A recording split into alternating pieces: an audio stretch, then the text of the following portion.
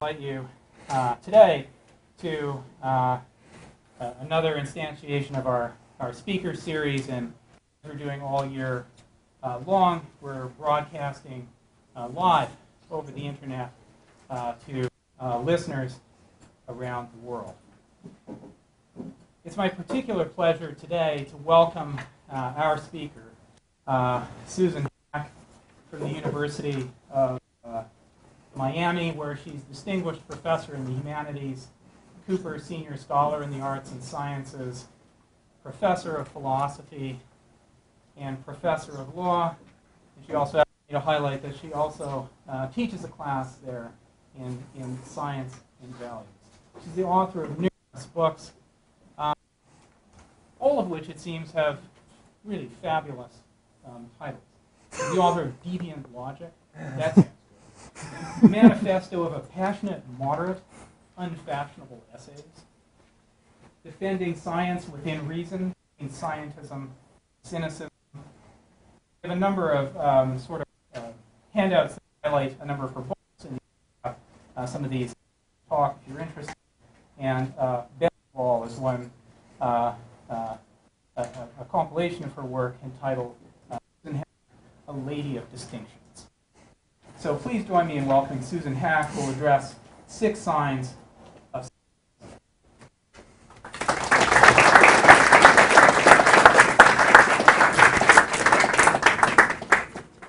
Scientism. Okay. Ye gods, maybe I use this thing. Okay, it works. You know where you are. You know what I'm talking about. All I have to say about my title is it's a good thing I have all my teeth, because it's impossible to say otherwise. Okay. I start with 2 quotations. They are, of course, pulling in opposite directions. That's the point. The first is from Peirce from 1903. A man must be downright crazy to deny that science has made many true discoveries. She used once a paper on feminist philosophy of science and followed it by, or a woman. And then, on the other side, someone you probably haven't heard of, I hadn't heard of until I started thinking hard about scientism and what it was and what was wrong with it.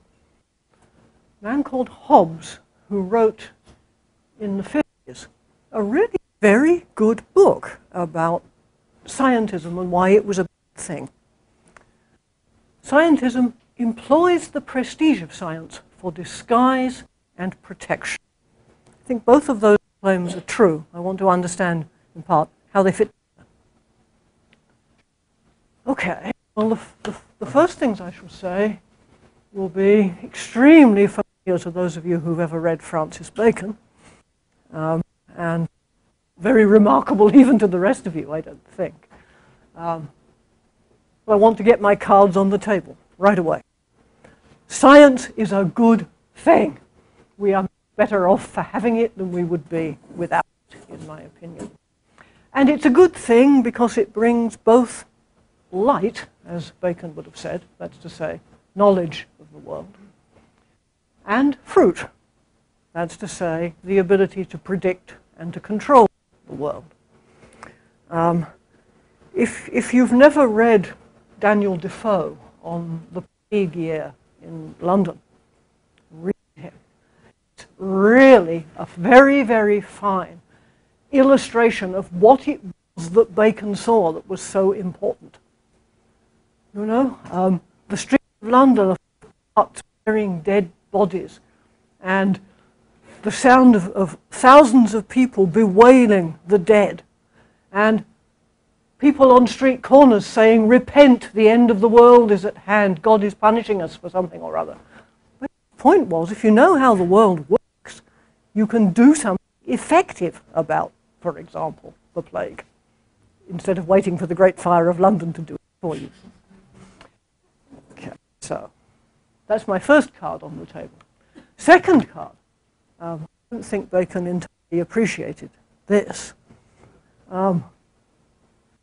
Science is a good thing. Of course it's not a perfectly good thing. It's a human enterprise. all human enterprises are fallible, so are the sciences. The progress of the sciences, in my opinion, much philosophy of science to the contrary, is very ragged, very even, up to a point really quite unpredictable. And moreover, some science isn't very good. You know, some of it's just new, but it's all dressed in fancy language. Some of it's really quite poorly conducted, and some, I probably encounter more of that as law professor than you might, but some of it's downright corrupt. Okay. I mean, I've actually read cases where scientists go to jail for having conducted fraud using federal science funds, for example. And neither, though science is certainly a good thing, a very good thing, is it the only good thing. For one thing, there are plenty of other valuable forms of inquiry, besides scientific inquiry. And for another, there are plenty of other valuable human activities besides inquiry. You know, music, storytelling, joke-telling. These are all things that human beings do. They're all good things. I would be worse off without any of them.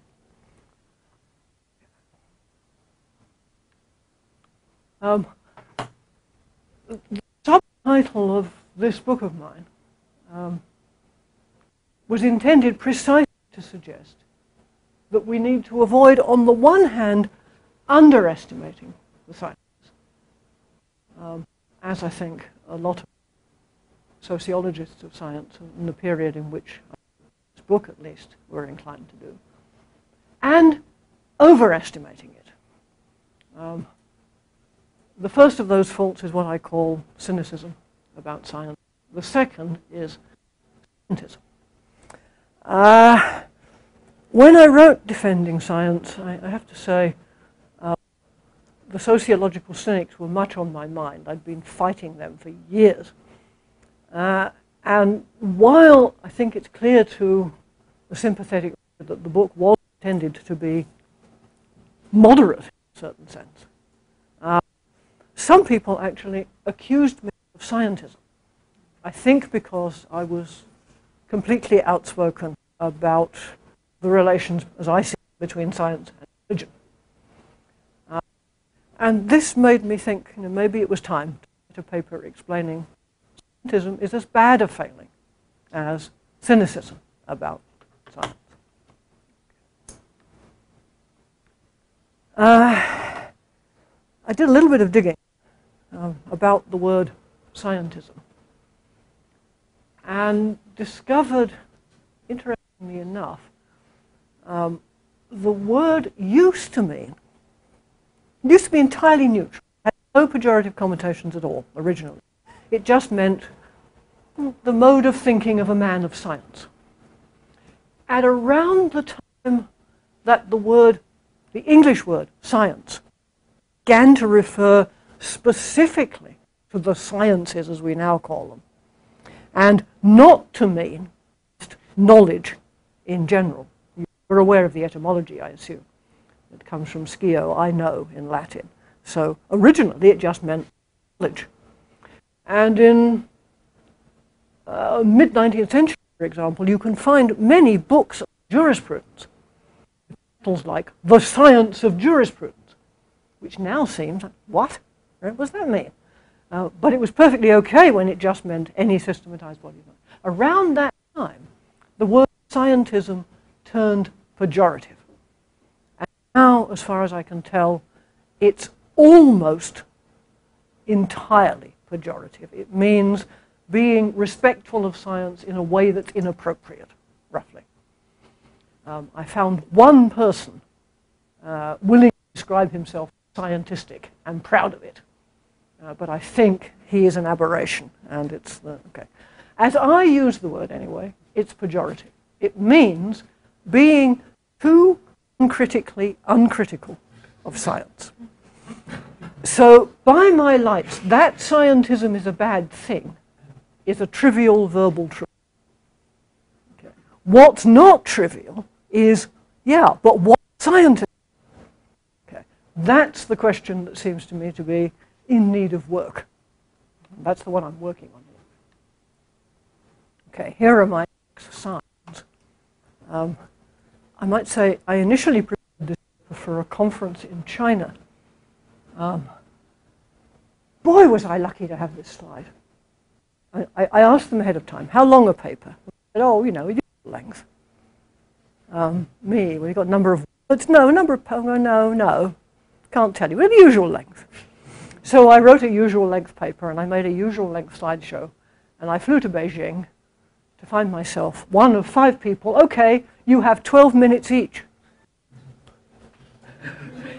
I think the others really hated me because I had this slide. I could talk for 2 minutes about each point, and I was under control. They were really sunk, poor things. Anyway, I shall work through them systematically. But the first is the honorific use of words like science, scientific, scientist. Adopting scientific trappings, not to do work, but for disguise. Excessive preoccupation with the problem of demarcation. Excessive preoccupation with the scientific method, actually, which usually grows capital letters in the hands of the scientific. Looking for scientific answers where scientific answers are not appropriate, and denigrating non-scientific inquiry and other activities besides inquiry. I'll take them in turn. Okay. Seems to me increasingly commonly the words scientific, scientifically, etc. are used as, what do I mean, honorific terms. They're sort of generic epistemic praise. We don't say, do you have any good evidence for that? We say, any scientific evidence for that? I even found a historian whom I respect, Mary Lefkowitz, in quite an interesting book, arguing that Aristotle did not steal his ideas from the Egyptians, that this is a mistake. And basically what she's doing is saying, look, you don't have any good evidence of that, and in fact we have a considerable body of evidence that goes against it. That's what she was saying.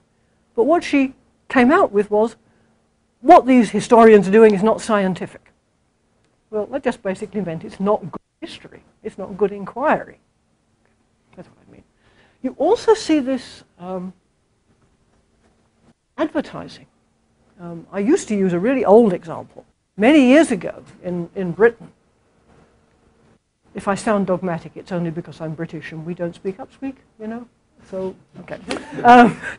In Britain, there used to be a so-called biological detergent, which allegedly ate the bacteria in your clothes. And there used to be advertisements on television which said, you know, buy new scientific Wizzo, gets your clothes even cleaner. That's what I mean by the advertising use. There is now, as of 2011, a new advertisement for a new detergent in the United States. It's a brand of whisk. And it says, new scientific whisk can detect the different kinds of stain and go attack them. You see, it's still going on. You also see this in the legal system. In 1993, the US Supreme Court made its first ever ruling on scientific testimony. Interesting, it had been in existence for 204 years. But only when science was coming into court, more and more and more often, was the Supreme Court finally obliged to say something on this subject. And what they said was, well, you know, what you want it to be is really science. It means it's good, right? They're looking for a test of reliability. Well, is it really science? If you press me, I'll tell more of this story. It is bizarre, comical, if you're as well informed as I assume many of you are. We want a test of reliability. Okay, so we're looking for a test of what's genuine science. Who's got a criterion of what's genuine? Oh, Popper. Excuse me, but Popper will not use the word reliable without scare quotes. He doesn't believe in reliability. This was a big disaster. You also see this in the titles of conferences and books. Lots of them, but here's one that I feel I want to speak about because I was actually involved in, I was on the organizing committee of this conference, which was called The Flight from Science and Reason, held at the New York Academy of Sciences in 1996. And I can still remember in the meeting before the conference, as we were deciding whom to invite, and saying, would we please call it The Flight from Reason and Science? Because the title that you're giving it seems to me to imply that the sciences have a monopoly on reason. And that seems to me to be a mistake, a serious philosophy of science sort of mistake. That's why my book is called Defending Science with Reason. But to no avail. They said, and I still remember this, sorry, the New York Academy of Sciences is paying for this. Science has to come first. Okay. As soon as the word becomes honorific, and it is very much, I think, an honorific now, very commonly,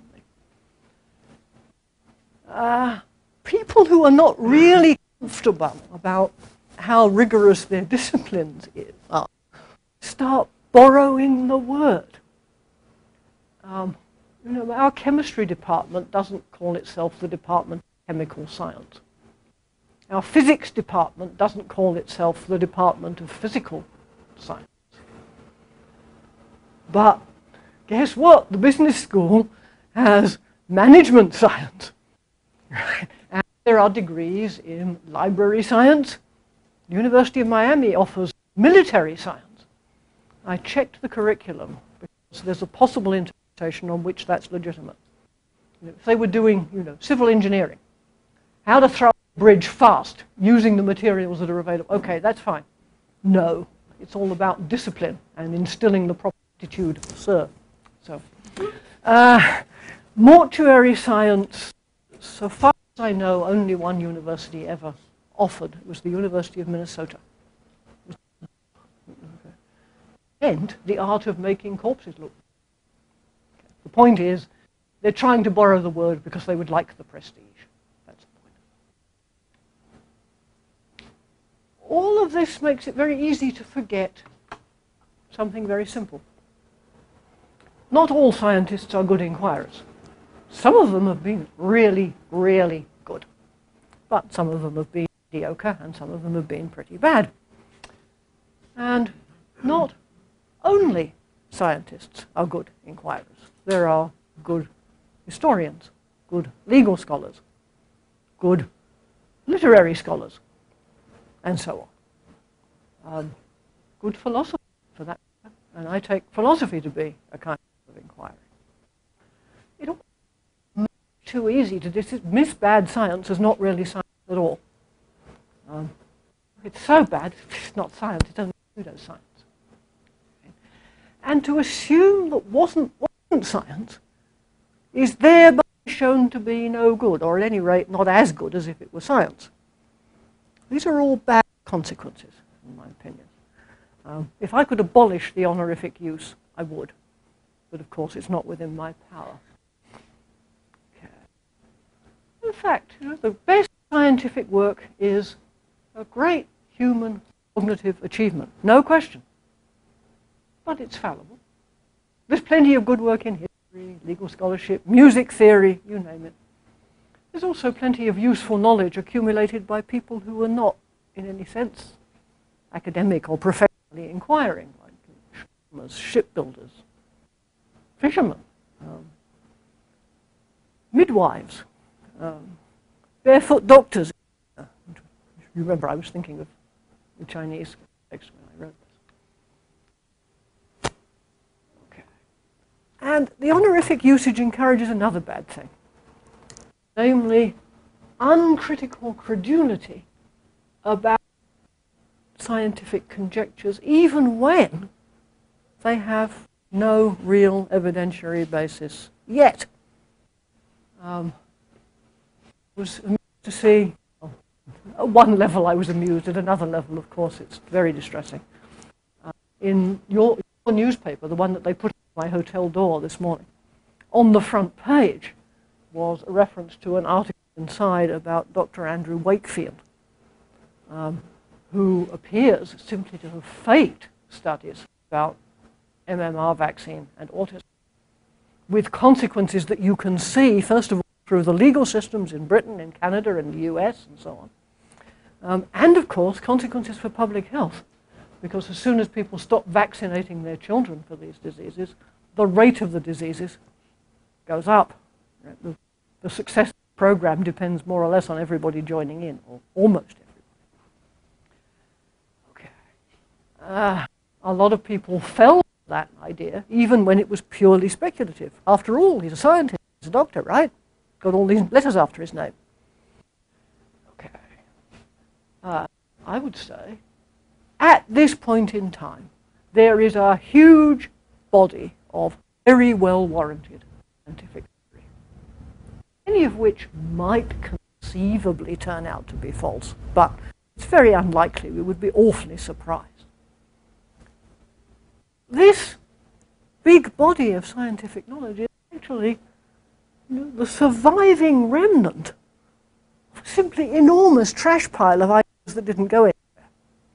Right? The stuff that gets thrown out is vastly bigger than the stuff that survives. Second sign, borrowing tools and techniques from the sciences, not because they'll do some important work for you, but because, well, you know, they look impressive, and people might think you're better than you are if you use these. This isn't unheard of, even within the natural sciences. I'll give you two examples I stumbled over. I'm qua law professor. I'm in the very strange position of having come to this from philosophy. So, unlike all my colleagues who read a case like this, oh, there's the bit I can use. I have to read every word. And because I'm sort of obstinate, when they refer to scientific stuff, I often go and get the scientific stuff and read that to see what it actually said. Well, here are two examples I came across. Very influential study of a morning sickness drug called bendectin, suspected of causing limb reduction birth defects in fetuses.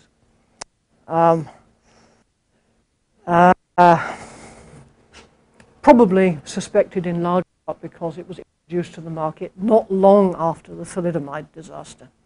Now, there was a drug that undoubtedly did cause horrible birth defects. One of the studies that the manufacturers kept trying out to show, look, you know, there's no statistical evidence of this. The authors had failed to distinguish the women who took the drug during the period of pregnancy in which the limbs are forming and the women who took the drug before or after that period. Well, I don't need to tell you that if you design a study like that, inevitable effect, you underestimate the effect of taking the drug on the occurrence of these birth defects. Well, we've got all this statistical number crunching, but the fact of the matter is they chose the sample wrong in the first place. Another case I was reading, actually in advance of a law school class where I'd invited the chair of cardiology to come talk to my students, because he's several times served as expert witness in cases involving diet drugs alleged to be bad for the heart. And anyway, good for the students to get some idea of what it's like to deal with a scientist. You know, so they don't know otherwise how to handle a witness. We learn all sorts of interesting things. For example, idea of causation and my students' idea of causation were completely different. But he said to me, in the course of this, go have a look at that article about ephedra. This is the one that everybody cites. All the plaintiffs cite it. It's unbelievable. There's all sorts of number crunching, and there's a table of 30-year-old man, no prior condition, takes ephedra, drops dead of a heart attack, and so on. You look at the table, it's completely incompatible with the text that accompanies it. So this sort of fooling people with numbers and tables and whatnot happens in the sciences. It's even worse in the social sciences. This is an old example, but I love it so much. You're going to get it anyway. This is from a book on criminal psychology. Criminal act is the sum of the person's criminalistic tendencies plus his total situation divided by the amount of his resistance. So there, you feel better, you understand it now, right? You know exactly what's going on. This is mathematics to fool people. Right? The appearance of rigor is a joke. Okay. I don't think philosophy is immune to this kind of scientism. I suppose I don't want to get too much on a hobby horse, but that name, date, page number citation system, which is borrowed from the social sciences, I think has had very, very bad consequences in philosophy. For one thing, you're trying to keep track of the history of an idea. It's catastrophic. For another, the number of people who write an entire book for a point which maybe is and maybe isn't on one page somewhere in that book is getting more. It's infuriating. It's a kind of scientism, I think. I think peer-reviewed publication works even less well in a field where you've got cliques and schools, which philosophy is certainly one, not the only one, but certainly one, than it does in the sciences. And it doesn't work terribly well in the sciences, I'm afraid. And I think a lot of philosophical technical terminology is kind of a sham. You know, they're nice words, but not doing anything. Just sort of sitting there looking pretty. Oh, look at me! But they're not doing any work. Those who know my work will know that actually, you know, I'm a neologizer. I invent new words when I need them all the time. My ugliest coinage probably is foundationism. It does the job. And there was a reason for it. It's not just decoration, but I think a lot of technical terminology is decoration. Okay. Now, I am not saying borrowing scientific tools is always a bad thing. Not at all. I'm saying borrowing them to look good is a bad thing. Borrowing them because they can do some real work for you, that's a good thing. Here are the examples. Historians that I read about borrowed a cyclotron from the physics department. It was, of course, it wasn't their best cyclotron. It was, for their purposes, it was a bit out of date. They had a better one. But what they needed to know was they had some very old Bibles. And they wanted to know, first of all, are these before or after the Gutenberg Bible, which we can date fairly exactly? And can we guess whether they were printed by the same printer as the Gutenberg Bible? They used a cyclotron to determine the composition of the ink, and were able to say these Bibles are earlier than the Gutenberg, but were printed by the same person. There was one of those sort of artificial scandals in the US a few years ago when a book made the claim that Thomas Jefferson was the father of all the 7 children of one of his house slaves, Sally Hemings. That's the kind of thing that can be tested by mitochondrial DNA if you can get hold of the right material. And in due course, those tests were conducted. The conclusion was that some male of the Jefferson family was the father of one of those 7 children, though not of the other 6. Whether it was Thomas or whether it was another male of the Jefferson family, we don't know. We don't know because mitochondrial DNA won't discriminate in this way. And then, I'm very fond of this one, other historians borrowed a medical imaging device from the local school. It was designed to detect early-stage breast cancer. What they used it for examine old Roman postcards. And of course, Roman soldiers, like soldiers anywhere, sent on campaign to distant places, want to write home. There aren't, of course, postcards made of card. There are lead tablets with wax on top, on which you can write something with a stylus.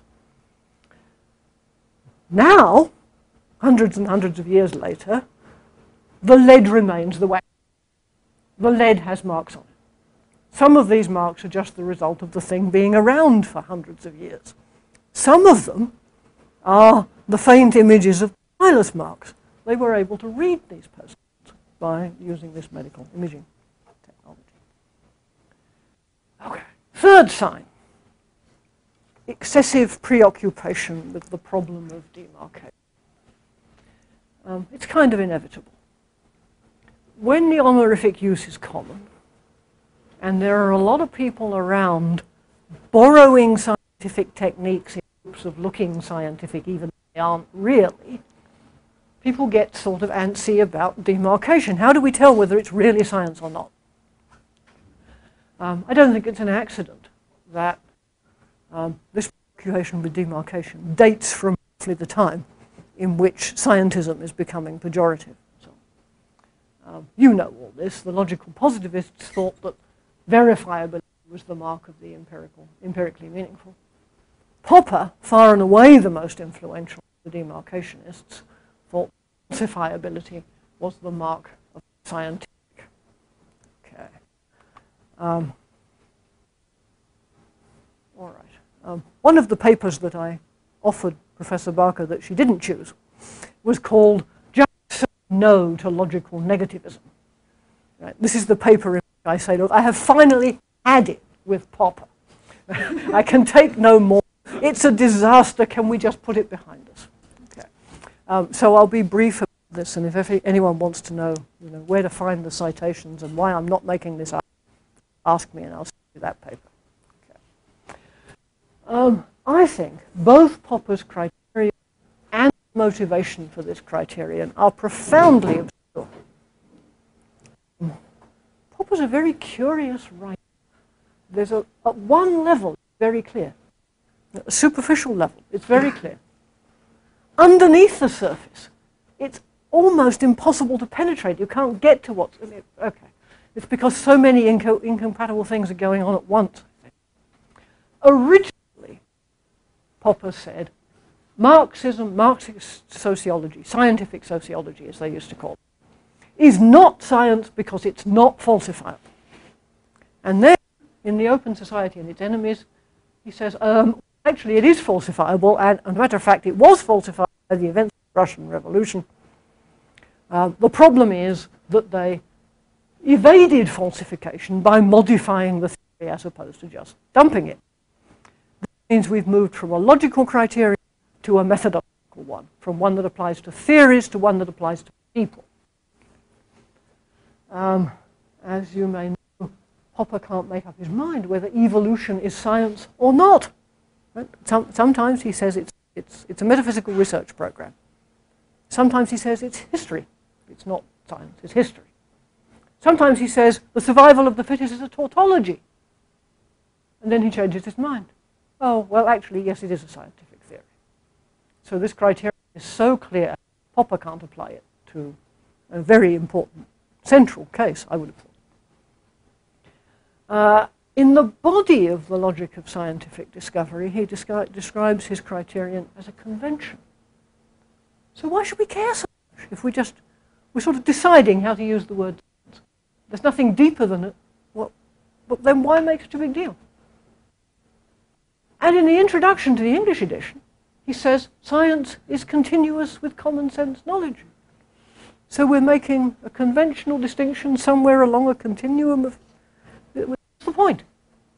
Okay, you understand why I'm ready to dump Popper. For 20 years at the University of Warwick, I had the office next door to David Miller. And I got Popper for breakfast, dinner, lunch, and tea. And only after I left was I able to get my head clear about Popper and realized I'd been fooled for a long time. Here's I now think about demarcation. It's not that you can't say anything about what distinguishes science from other things. Of course you can say something. I would say three things sort of cumulatively. First of all, as I understand it, if work is science, it's a form of inquiry. If you're not inquiring, whatever you're doing, you're not doing science. That's the first thing. Second thing, this is a matter of the way the word has gone in English. We don't no longer count pure mathematics as a science or logic, so into empirical subject matter. And I think the third thing to say is there are lots of sciences, some of which are very intimately interconnected, and some of which, at the moment at least, are only rather loosely connected with each other. Think of it as like a federation, interrelated kinds of empirical inquiry. Beyond that, I don't think there's a lot to be said. You'll notice that is entirely neutral. It doesn't make science better than other things. It makes distinctions in an epistemologically neutral way. I think we should also look for continuities. We're looking for distinctions. A title I'm rather fond of, actually. I've used it twice already, which is a bit... I know you're not supposed to do that. I like it so much I've used it twice. The same, only different. It's a phrase my grandmother used to use when I was little. My grandmother was a very interesting woman. Left school at the age of 12. But she had a mind on it. And one of the things she did for me was every day she and I would do all the word puzzles in the newspaper. I wonder where my crossword analogy came from. And when I asked her, what's a so-and-so, Grandma? Oh dear, what happened? Something happened that wasn't. It won't go back. Why won't it go back? Do I have to do something else? I have to use another gadget? Someone's going to have to help me with this. Yeah, okay, sorry. I am not very good at this kind of thing. We go back to where we were. Okay, we should be looking for continuities. Yeah. When I asked her, Grandma, what's a so-and-so? And her reply would always be, well, a such and such. Well, it's the same, only different. And then she would explain how it was like them and how it was different. I think this is a very important way of understanding things. It's a very important way of understanding the relation, say, between the theory of evolution and other things that we would call simply history. And I would say between cosmology and what we would call metaphysics. And between what we would now call psychology and what we would call philosophy of mind. In some ways they're the same, in other ways they're different. We should also look for continuities, think of scientific with traditional knowledge. I used this example, I'm afraid, because, well, we used to have, in my garden in England, we had foxgloves. They were weeds. They grew all the time. Cure for heart disease in the olden days used to be ashed up foxgloves. Turns out they contain digitalis, which is now an ingredient in conventional heart medicines. And you can hardly open the newspaper without finding, some other folk remedy turns out to have something in it, where modern medicine has the advantage in terms of understanding what it is, what's the active ingredient, what's the relevant dose, and so on. But the knowledge was there in some sense already. I think if you say no to demarcation, which is my intent, say I'd rather not. Like Bartleby, I would prefer not to, as Mr. Bartleby says. I would prefer not to. But if you do that, you realize Popper was onto something, and he didn't know what it was. He misidentified. What did he misidentify? Look, willingness to take negative evidence seriously is very important. It's the mark of the honest inquirer. It's not the mark of the scientist. It's the mark of the honest inquirer, whether he be scientist, historian, etc. If you read Darwin's autobiography, you'll find that he says, among other many interesting things, he kept a special notebook for negative evidence in which he would write down the things that he couldn't explain, the evidence that came his way that seemed to pull against his theory. And when people ask, well, why do you have a special notebook for negative evidence? He replies, well, I remember the positive evidence. Which I think psychologically is very shrewd. That's exactly right. This is confirmation bias, right, as we would now say. We remember positive evidence. We notice the positive evidence, but we need to remind ourselves of the negative evidence. But this isn't just a mark of the honest scientist, it's the mark of the honest inquirer of any kind.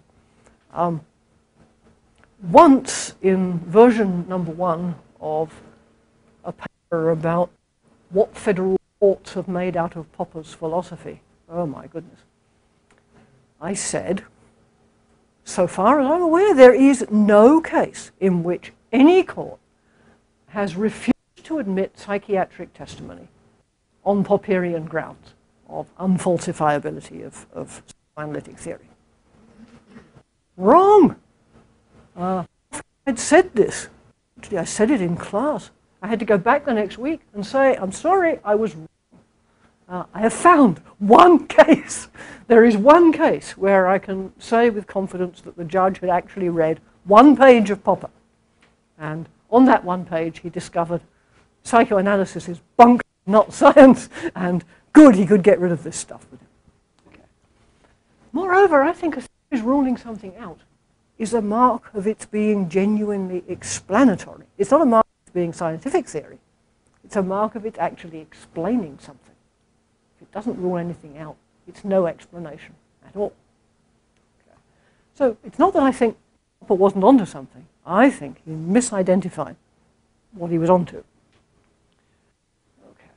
Another consequence of saying I would prefer not to the question of demarcation is it obliges you to do something other than just look down your nose at pseudoscience. I'm actually on the board of the outfit that publishes The Skeptical Inquirer. I don't know if you know that magazine here, do you? Yeah. Which, apart from its preoccupation with Bigfoot and stuff, does contain some quite interesting material sometimes. But one of the things that really annoys me about that magazine is its tendency to say, this is pseudoscience. Doesn't tell you anything, except we don't like it. Right? I want to know what's wrong with it exactly. And if you've said no to demarcation, then you're obliged to say not just, well, this isn't science, it's pseudoscience, but what's wrong with it? For example, it's too big to explain anything. It uses mathematical symbols or graphs or tables or whatever, they're just decoration. It makes purely speculative claims as if they were well warranted. These are all serious objections. It's pseudoscientific, it's just a sneer. I would say, for example, about creation science, which is still, I don't know how it is in Canada, but it's a non-negligible deal still in the States. Right? There are moves to introduce it into science classes in Louisiana, even as we speak. Right? They're working it. They didn't have money for new textbooks last year, but it's a new year now, and they might, and we might.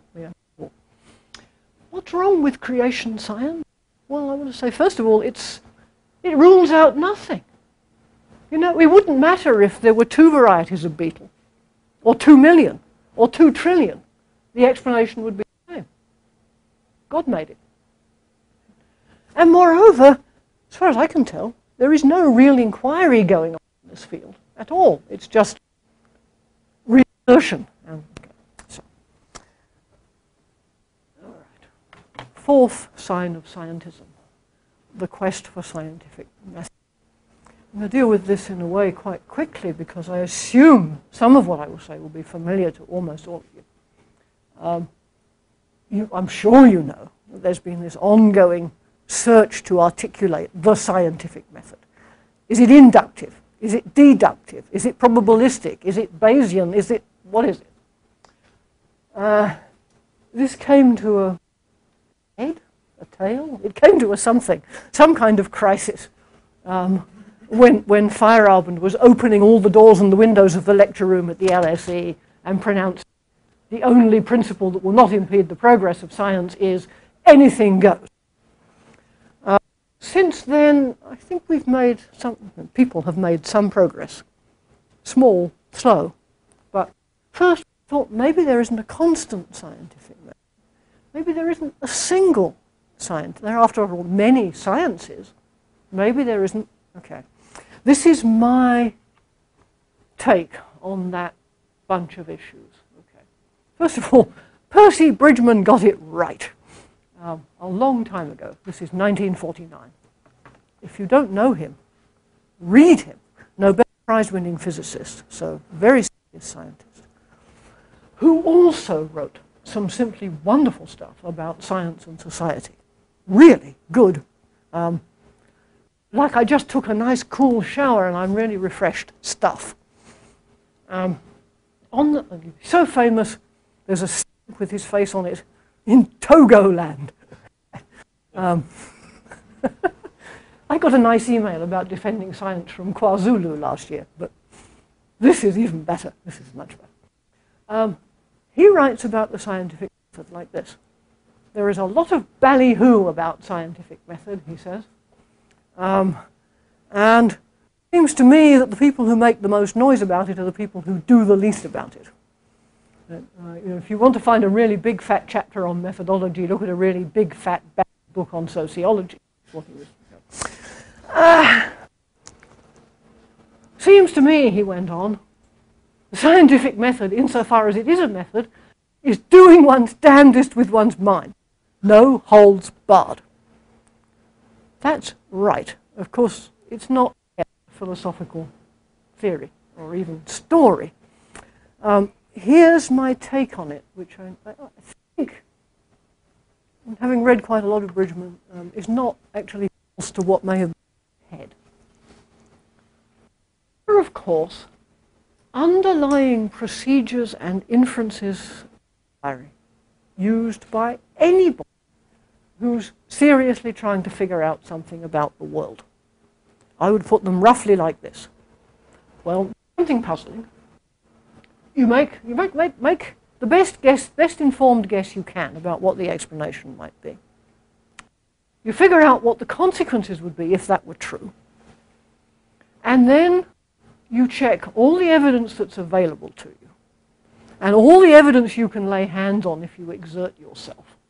And you use your best judgment whether to dump that guess and try again. That's the Popperian maneuver. Modify the guess so that it's compatible with the evidence you've got so far. Or stick with the guess that you made in the first place and feel more confident in it than you did before. You can call that the hypothetico-deductive method if you like. I don't mind. But it's not unique to scientists. It's what I do when I try to figure out why did the dish that I cooked this week and then previously 5 weeks ago come out better this time? Well, it's exactly the process I go through and try to figure that out. We all use that. That is not used only by scientists. And then there are special scientific techniques and tools. I mean, things like instruments, microscopes, telescopes, questionnaires, and things like models and metaphors, which I see as aids to the imagination. Mathematical and logical and statistical techniques for making sense of large quantities of data. And social arrangements that, up to a point, and on the whole, and most of the time, but not perfectly, keep people honest. Okay, so there are these different helps to inquiry. Well, these are often local, yet they belong to one area of science. sociologist doesn't really need a microscope. An astronomer is not going to have much use for a questionnaire. But, okay, so they're local. So they're not used by all scientists. They're also constantly evolving. An absolutely wonderful book about the evolution of medical imaging technology. Betty Ann Kevler's Naked to the Bone. One of the things that's so wonderful about it is presents the theory about how X-rays work in terms so straightforward and clear that anybody, including myself, who has absolutely no mechanical ability whatsoever, can figure out, okay, I understand how that works. Okay, now you understand how it works, well, you understand how a movie works, right? It's a lot of pictures that go by. That's how we make moving pictures. You understand what a contrast medium is? Okay, and she can get you from the original X-ray to the MRI in a few chapters, and you're actually thinking, hey, I understand how all this technology works. You also realize it doesn't stay the same for 10 minutes. They're improving it every day. Okay. So the first thing isn't used only by scientists. The second bunch of things isn't used by all scientists. But you put them together, you begin to understand how the sciences have done as well as they have. Okay. And why there's a temptation to talk about an evolving scientific method or local scientific methods and so on. I use this thought as a way into the question about the social sciences. Same method, different method. Oh, the same, only different. That was one of the contexts in which I used this phrase. Of course they use the same underlying patterns. Everybody does. Everybody who inquires uses those. Like the natural sciences, they will benefit if they can set up internal mechanisms. Oh, dang. Oh, God, never mind. If they can set up internal mechanisms that will, yes, if you don't mind, that will keep people honest, so they've not been nearly as good as the natural sciences so far. I think he went forward. It's getting worse and worse, so go the other way. One more. Okay. But normally, the social sciences use very different tools and techniques, special helps to inquiry. Helps to inquiry, by the way, is Bacon's phrase. I read Francis Bacon by accident, by the way. I was asked to teach the class on empiricism on the entirely spurious grounds that this has to be taught every 5 years or it will go off the books. Spurious because that it was not taught for 10 years. But, I figured anyone who can read English has to be able to teach the empiricists. But my first mistake was to think that Bacon was one of them. This was one of the best mistakes I ever made because I learned so much from reading this proto-pragmatist, as I now see. Okay. All right. Fifth sign, looking to the sciences for answers beyond their scope. Of course, there are many questions within the sciences which are not yet answered. There are also plenty you can't ask yet. Unfortunately, I can't give you an example of one of those for obvious logical reasons. I can give you an example of what used to be one of those. Before the concept of macromolecule was introduced, which we can identify when that was, 1922, I think. Before we had that concept, the question about whether mad cow disease might be caused by badly folded protein atoms in the brain, that was not askable, forget answerable, because nobody had a concept that enabled them to pose the question, might the structure matter as well as the composition of the molecule? And there are also many legitimate questions, legal questions, literary questions, culinary questions, and philosophical questions, which are not within the scope of the sciences to answer. I think it's scientism to expect the science to answer them. Now I'm treading into deep and murky water, literally. There are plenty of sciences, environmental sciences comes first to mind, but others too, which bear on policy. You know, the environmental environmental scientist might be able to tell you what the consequences would be if you dam this river.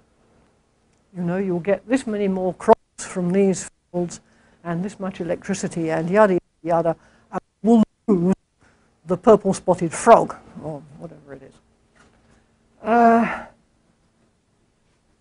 Nevertheless, I take real scientific inquiry to be, by its nature, policy neutral. That's to say, it's relevant to those questions, but it won't answer them for you.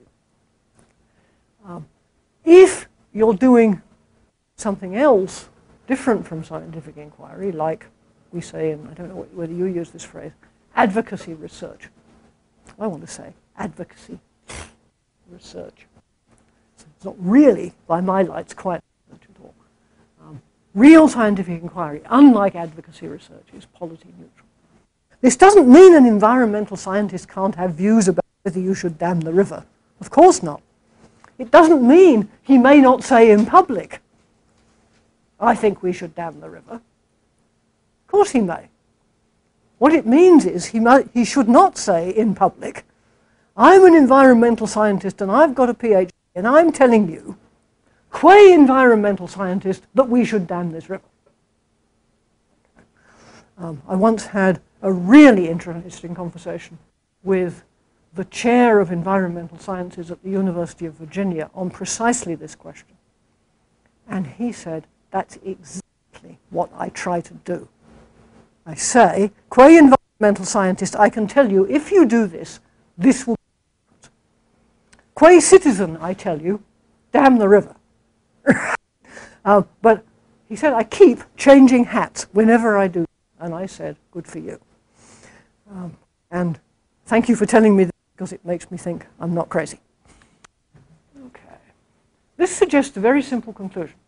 Results from the sciences can tell us about means-end relations. They can't tell us what ends are desirable. Do you think that's true as far as it goes? But it doesn't go very far.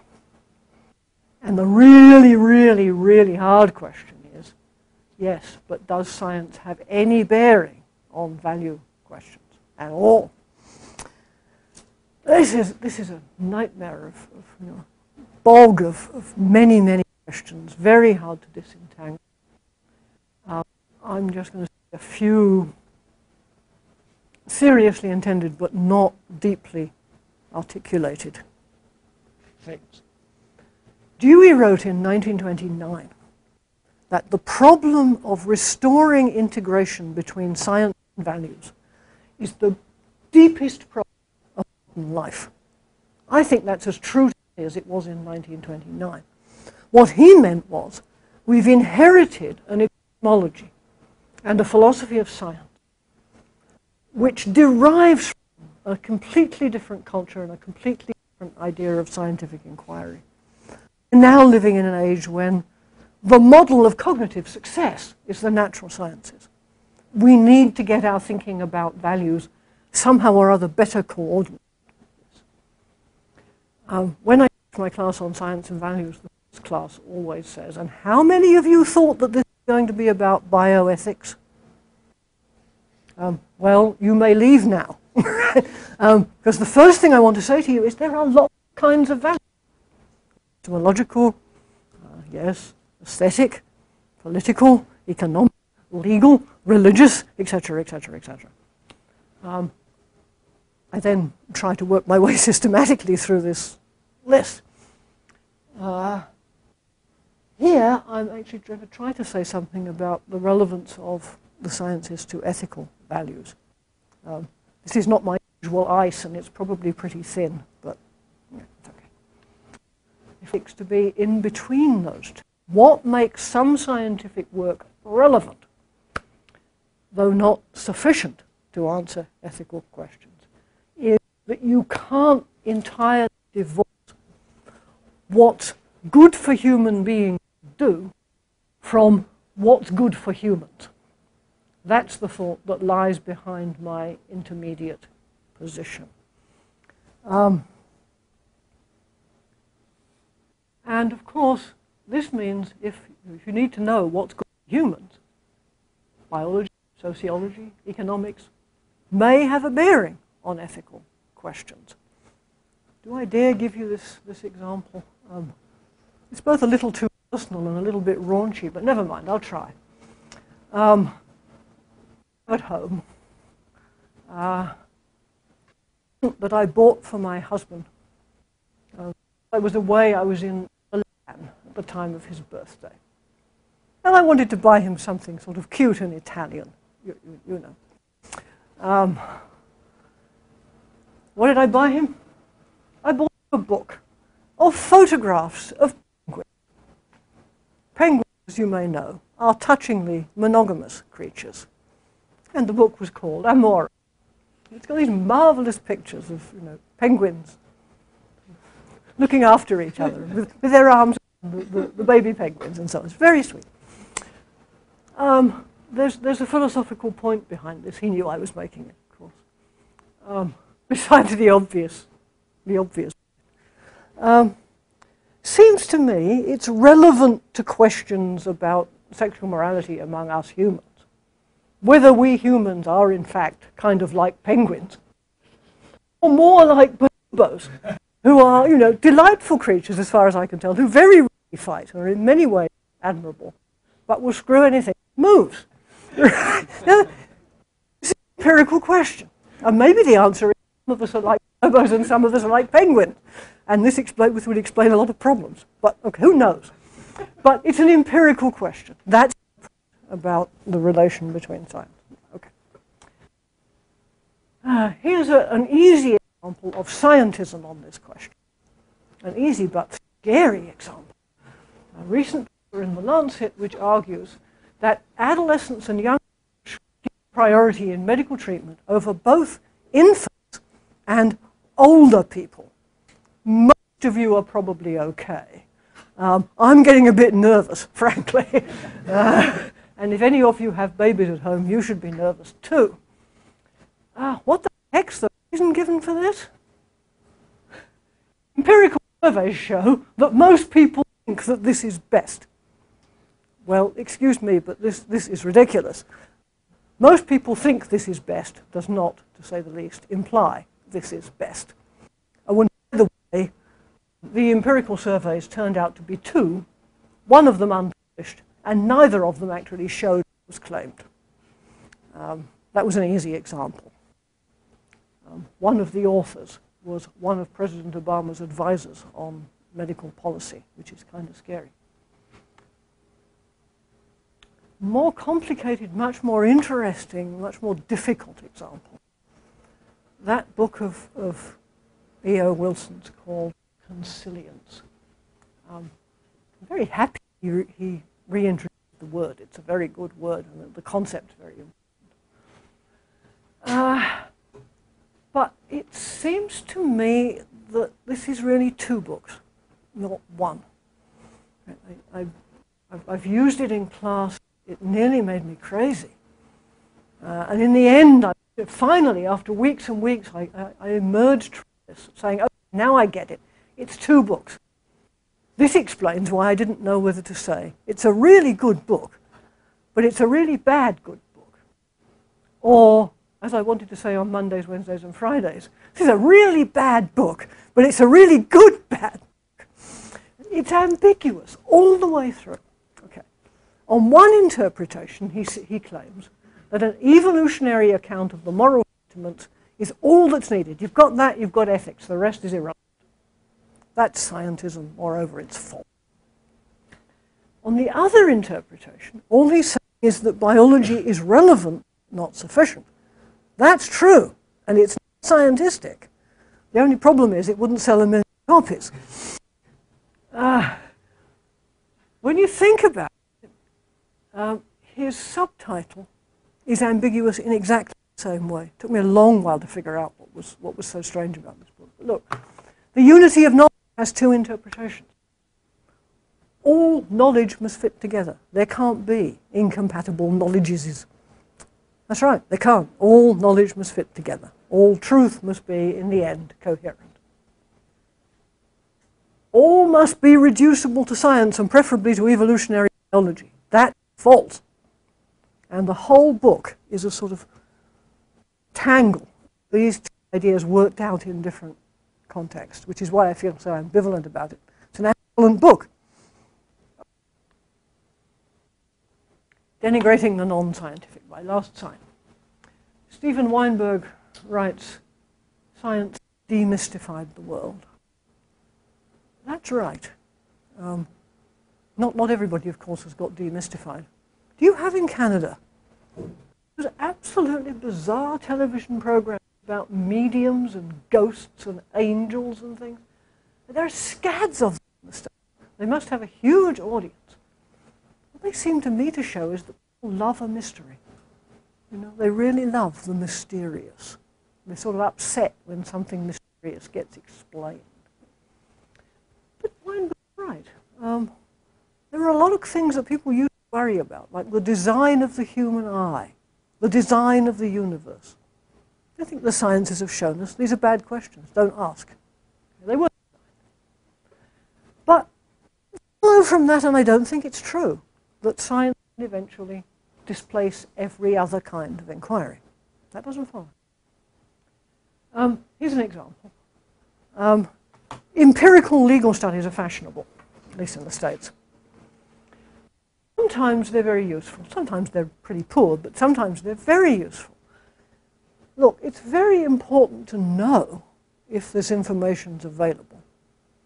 Whether, for example, if a state dumps the death penalty, you understand some of the states in the US have the death penalty, some don't. And from time to time, a state will change its position. If we knew whether, when this state dumps the death penalty, murder rate shot up, went down, remained roughly the same, this is very important information to determining whether or not it's worth having the death penalty. Because at a minimum, one of the things it's supposed to do is make people commit fewer horrible murders. And if we can discover it doesn't do that, then that's a reason for getting rid of it. Okay. So I'm all in favor of well-conducted empirical studies. You understand, of course, they're very hard because the situation is never exactly the same in every other respect. And taking that into account makes the world very complicated. Still,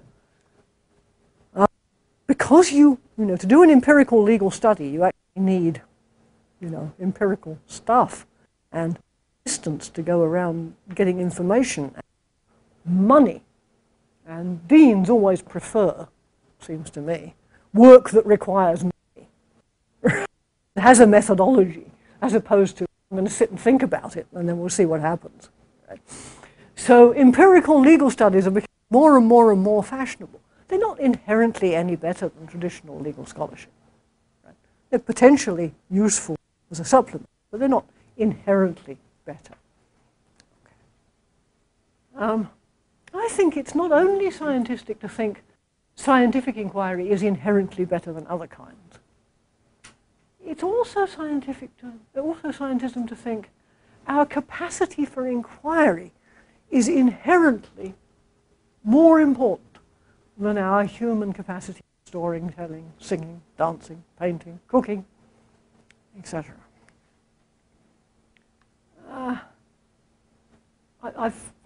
I actually spent an entire chapter of defending science on the relation between science and literature. And I think it's important to realize there are similarities as well as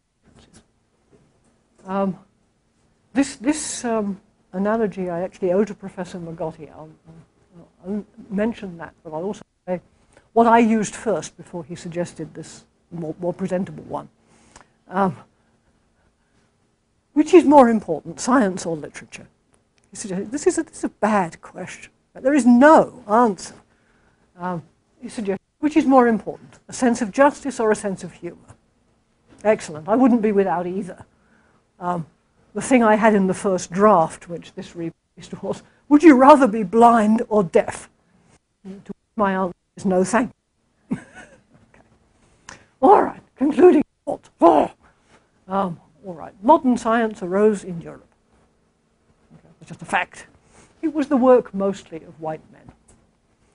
Some critics have concluded science is a white-made thing. I think this is very silly.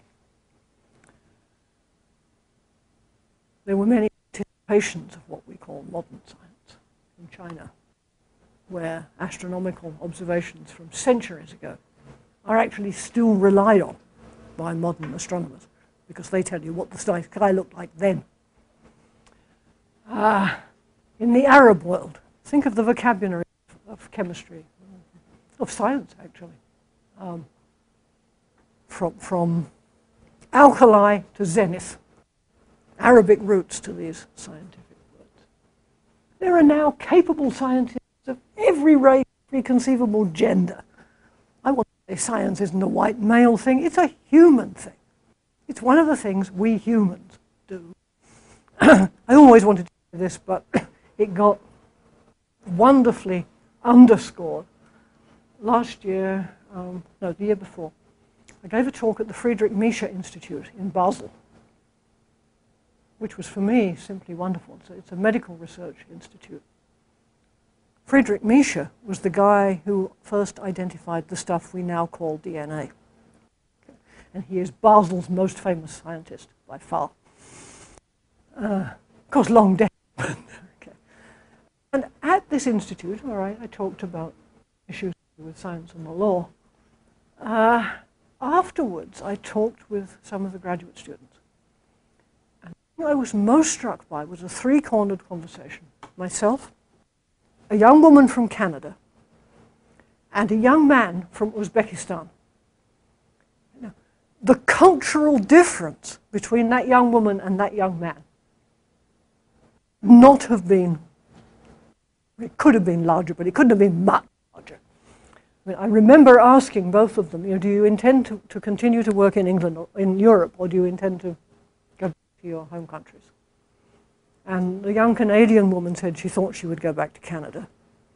And the young man from Uzbekistan says, well, it depends what my wife wants to do. If she wants to stay in Tashkent, we will stay in Tashkent. But if she wants to come to Europe, we will come to Europe. And I said, do you have any idea what she's... No, I haven't met her yet. It turned out he was getting married the week after he went home to a woman he had never met and where he went to work with. So the cultural difference is vast. But get them talking about science. And I was the outsider saying, no, explain that to me. You see what I mean? A human thing. Of course, modern science is also relatively recent, and sometimes people resist it. Sometimes I think this resistance is very unreasonable. I'm very annoyed with the prominent Indian social scientists who thought old-fashioned variolation is better because it's more traditional than modern scientific smallpox vaccination. The old practice, which involves using live smallpox matter and lots of prayers to the goddess of smallpox,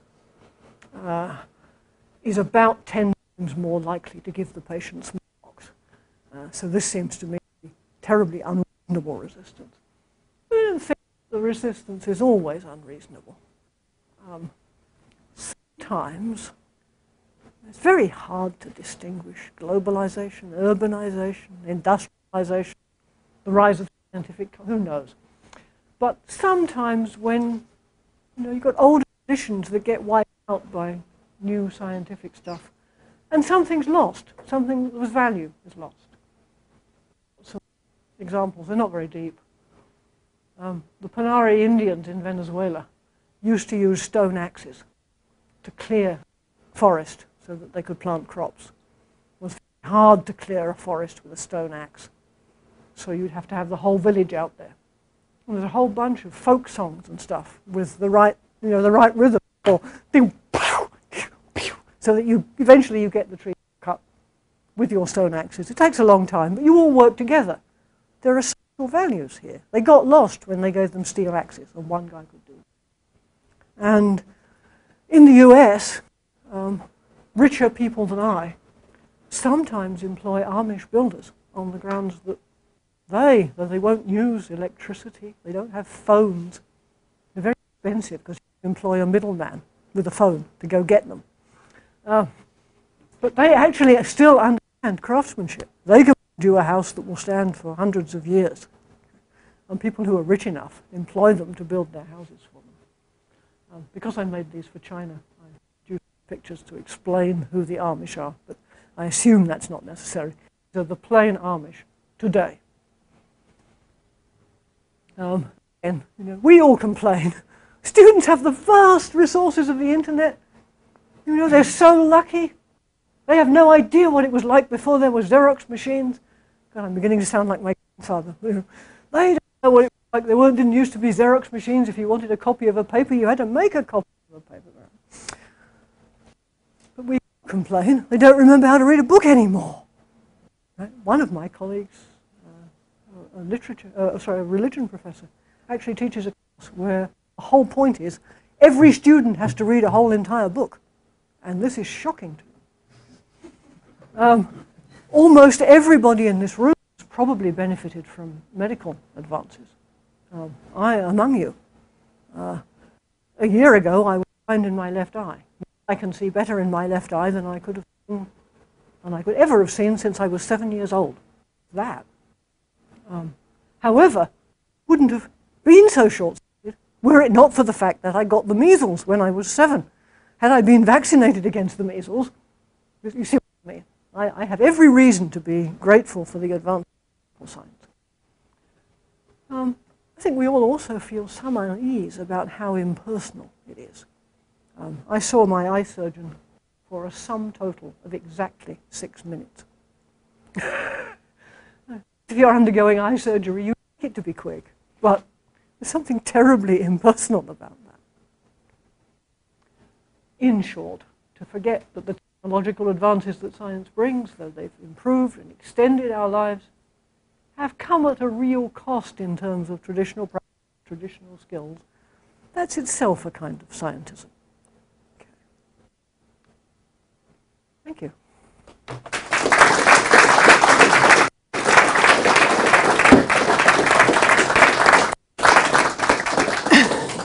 Great. Well, we have time for 2 or 3 questions, so I'll open it up.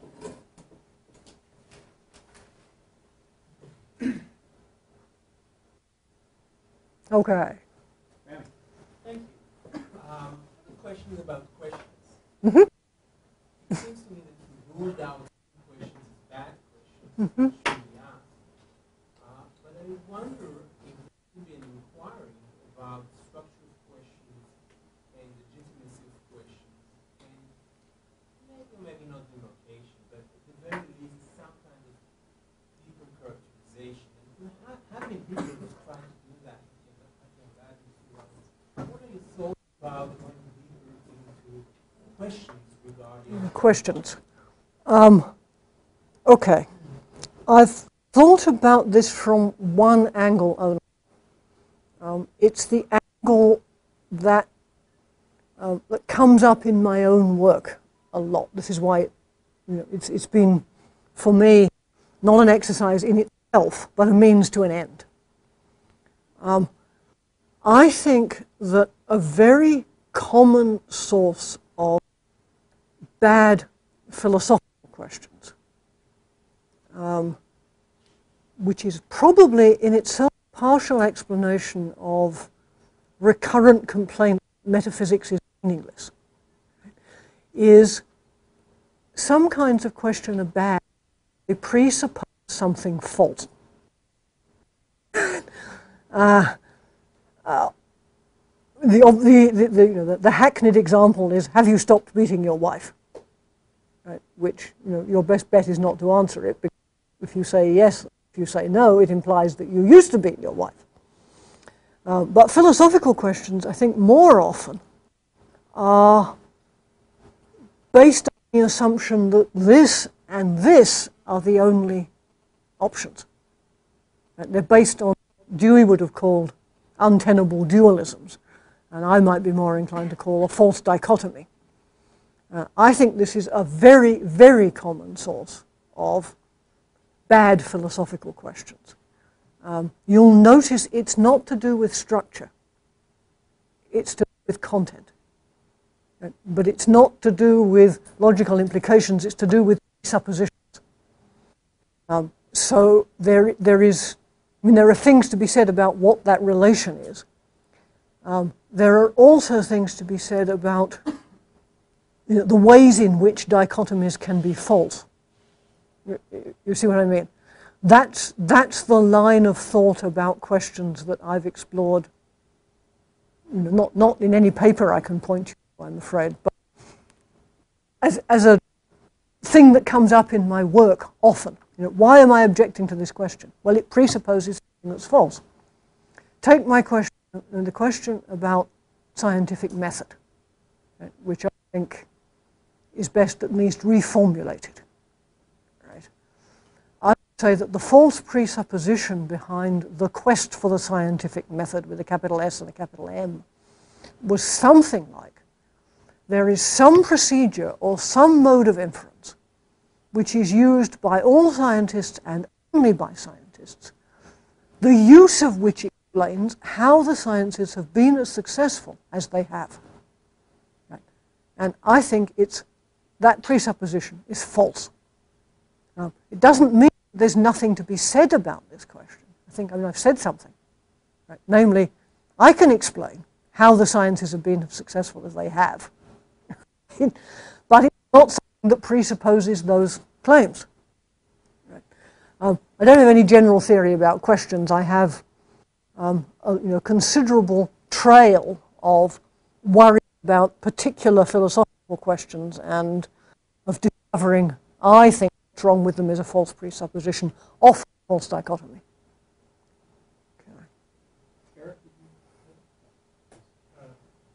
I'd like to ask a question about the peer review. That I'd like to hear why is it not adequate, you think, for a field like philosophy, and what would you see instead? Make it less scientific. First thing, okay, I've always been uneasy with it. That's the first thing to say. I didn't know much about the history of this practice until the Supreme Court, US Supreme Court, got the idea that whether scientific work was peer-reviewed and published was a good indication of whether it was reliable. Okay. Federal judges were very unclear what to make of this. And it turned out when you looked, you didn't have to look very far to discover there was an ambiguity in what the court said about peer review, affecting everything legally. There are two possible meanings. One is pre-publication peer review, which is the usual, how an academic would ordinarily understand it. The other is a paper is published by whatever means it's published out there. Other scientists read it. Some of them may notice flaws in the study design or a mistake in the calculations or something. Others may try to build on the results and find it doesn't hold up. Or they may fail to find any flaws in the design or any mistakes in the calculations, and they may try to build on the results, and guess what? This is working out really well. And eventually the idea will or won't this process of peer review in a much broader sense. One of the legal problems was that the Supreme Court wasn't clear which of these it meant. Right? It's easy for a federal judge to tell whether or not the thing underwent the peer review process before being published. Right? It tells you about how reliable it is. It's that it would survive long-run scrutiny of the scientific community is actually a very good indication it's reliable. But a scientist doesn't know that for a federal judge. Right? So this ambiguity is legally quite consequential. Anyway, interested in what was going on in the courts, I began looking into the history of the peer review system. First thing I discovered, it is remarkably recent. You can trace it back to the 18th century, but it didn't become standard practice at scientific journals until after World War II. And from standard practice at non-scientific journals until it had acquired the status that it acquired in the sciences first. Okay. And it clearly came into existence for a good sociological reason. Before the Second World War, there was more space in journals than there were articles waiting to be published. After the war, suddenly there was more stuff wanting to be published and not enough room for it, so we needed some way of discriminating. Okay. Now, another thing I discovered was American legal players are extremely about what peer review involves. They think, probably because law reviews are not peer reviewed, they're student edited. Right? And the grass is always greener on the other side of the fence. Right? They think scientists who are asked to review a paper go away and reproduce the experiments and check whether they get the same results. They are very shocked when I tell them, look, there have been studies of how much time a scientist will spend peer reviewing a paper. This means reading it, thinking about it, writing up his comments, filling out the form that the journal will require, checking whether it's got this and this and this and this. 2.4 hours. Very rarely, very, very rarely, anybody check statistical calculations. Even check whether the statistical methods were used that the article says were used. This turns out to have been not the case in one of the important Vioxx studies. They said we're using this methodology and they weren't. Right, okay? So even in the sciences, this is, at best it's a sort of cheap and cheerful way of you do your best, but you can't possibly tell how reliable it is. It's a lot to do with how interesting it is, how well written it is, how intelligible it is, how new it is. Right? There's a strong bias in favor of the positive, the new, right? The exciting. And this is in the sciences, where by and large and on the whole, except in certain areas, especially in the social sciences, but in the natural sciences at least, on the whole, the sciences are not sort of divided into schools and cliques and so on. You see what I mean? Mostly the peer reviewers are probably giving it their best honest shot. Not always, but mostly.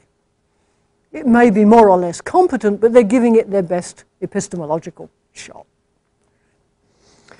As soon as a field gets cliquey or school-ridden, you get a different kind of problem. You see it in psychology, for example. I can see it in economics, where I'm occasionally asked to referee things. Why, you may ask? That was my question too. But the institutional economists, who are in the minority, substantial minority, have been very much influenced by pragmatist philosophy, and I'm sometimes asked to referee work in this genre. It's very clear that there are schools in economics, and if you send this paper to an institutional economist, he'll say, this is great stuff.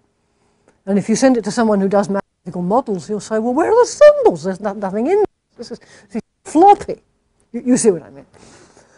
And in philosophy, we've got the problem of schools and whatnot, and the problem of clique.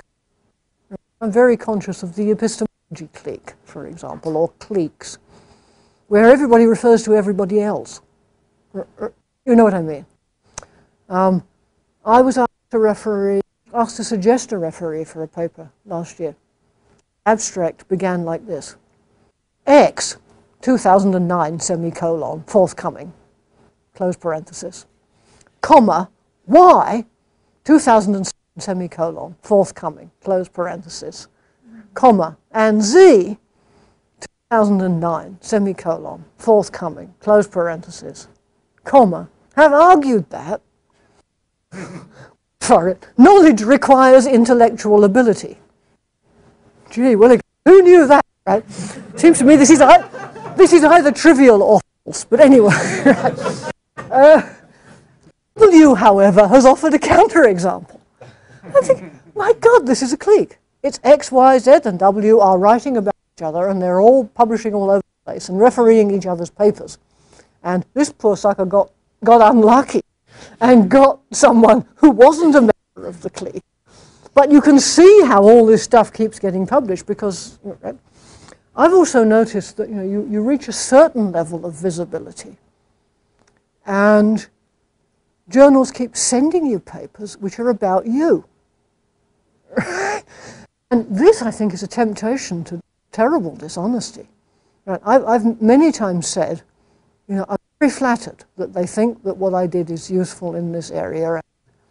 They might even be right. But honestly, I can't say I think this is publishable because look, all these difficulties about the understanding of it, application of it. So I think philosophy is at the far end of the continuum of how reliable a quality control you can expect peer review to be. I also think the appearance that we operate by peer review is up to a point an illusion. There is this matter of frequent flyer miles. Frequent flyer miles can upgrade to publication by invitation. Right? And we don't know. I mean, those of us who are not, if you're not privy to what goes on, we don't know which of the papers in peer-reviewed journals were actually peer-reviewed, because some of them will have been invited. Right? I think philosophy is actually at the far end of this continuum. Peer review works very poorly, and in fact is not doing as much of the work as people think it is, especially the younger people think it is, because they're not in a position to know better. I don't know. Look, I can remember before peer review was a big deal in philosophy. Right? No, I don't remember when Woodbines were sixpence a packet, but I do remember when Gilbert Ryle was the editor of Mind, and the decisions about what would appear in Mind were made by Gilbert Ryle. They were idiosyncratic.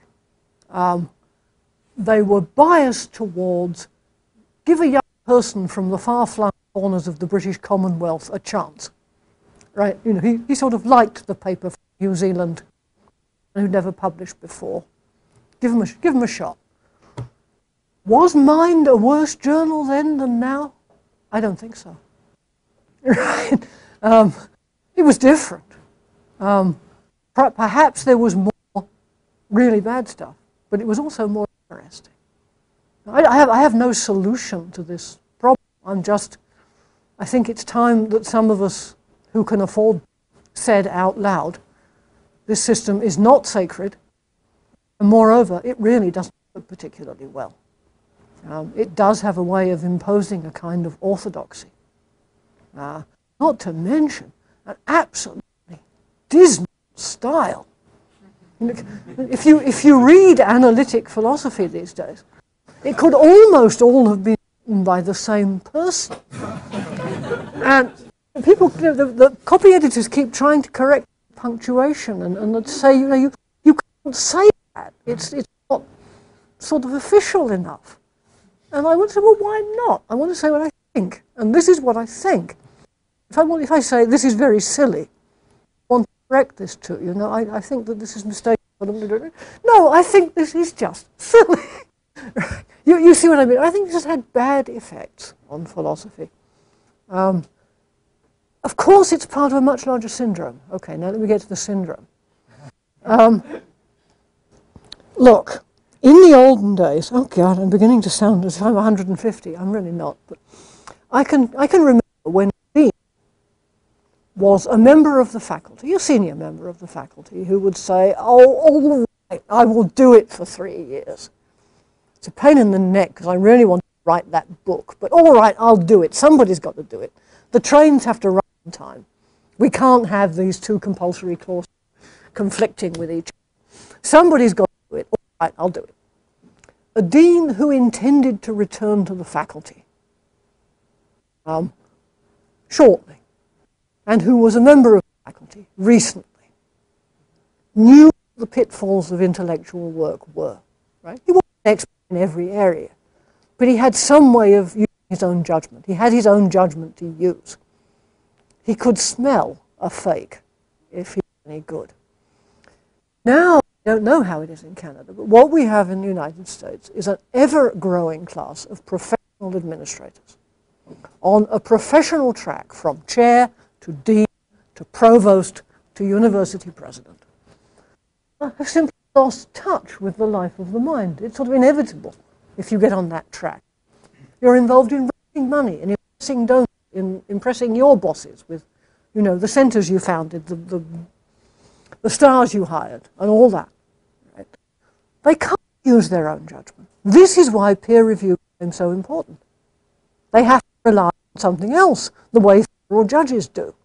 So they hand it off. And one of the things they hand it off to is, was this thing peer-reviewed? It became more important because of pressures which had nothing to do with its power to discriminate good work from bad. That's the point. Okay. Well, I've seen more questions out there, but I'm afraid our time has come to a close. So please join me in thanking